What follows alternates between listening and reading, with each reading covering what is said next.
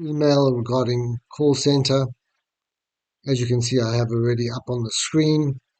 We're looking at the Rose model version of this, which isn't the object of the conversation, but I'm just going to give you a preview. We have 4 regions, certain provinces. Outside of those provinces, we have zones. Out of those zones, we have centers. Out of the centers, we have teams for you to follow through. Obviously, the data is not fully populated, but sufficient to get the message across. The purpose is to be able to show this to you in a number of ways. We've seen how the Rose generates,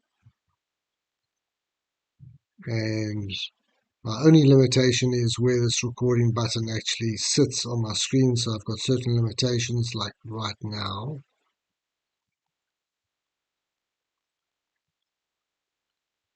Oh, managed to get it. Good. Okay, so without further ado, we're back to the new model. Here is the new model. Based off the Rose, there's the regions, like that stepped up one that you saw earlier. But now we're looking at positives and negatives. And in order to understand that, we look at the data. The data is structured, as you can see, in the traditional fashion that I do. And we're looking at a weekly evaluation of the performance. We're going to go to a specific daily count. I thought on average, let's look at it first.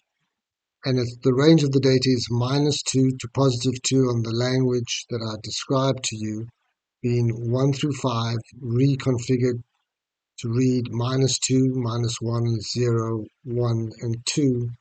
And effectively 0 is the mean. The 1s are the first level standard deviation. The 2s are the second level standard deviation, if you want to interpret it in that fashion, which I find very useful. And that's how this thing is built up. So when we look at it, we've seen the different regions. We can see the call center situation. We can find what's exemplary. Follow-up and quality showed up particularly in that one. But then again, if we look down here, issue resolution was a problem for call center 2.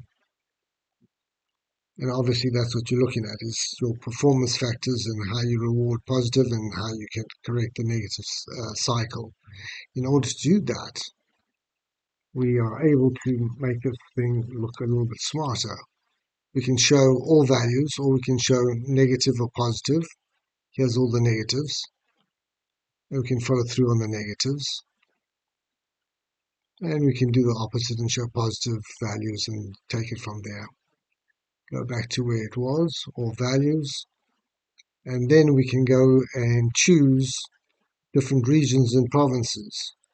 So if we chose that province, which lands up being region 1, which is Eastern Region, Gauteng, just what I was looking for. There, Gauteng lights up for us. We have all the detail, positives and negatives in the team 1. Follow-up and quality was a problem. Overall satisfaction, that's a bad situation, negative. Here's a positive, issue resolution was great. So in a moment, you can actually see what's going on through this system. The other option that I can't get to is this one here where the arrow is. It's all layers, essentially. It would separate the layers, and you can see it layer by layer.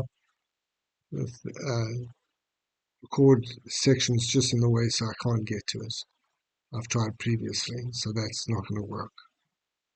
Okay, then we can obviously go through time, as we have done before, and see how it is within that time. Let's look at this now a little bit more advanced. That was the average weekly, and now we're going to go to, which I'm going to average weekly, January to June. Right, I'll press load. I have the same problem with this one position, so I have to go here and go to June 1 to June 29, and I can get apply, hopefully. won't even let me get to that button, so I've got a slight problem producing it, but if I had to produce it, it would give me the data relative to that position. And then I can filter all values or the colors which I already described. And I can obviously look at it in that view with the two-dimensional view. And this music sheet over here is actually the interesting sheet. I think that one's giving you the most value because essentially you can see the concentration at 0 right over here.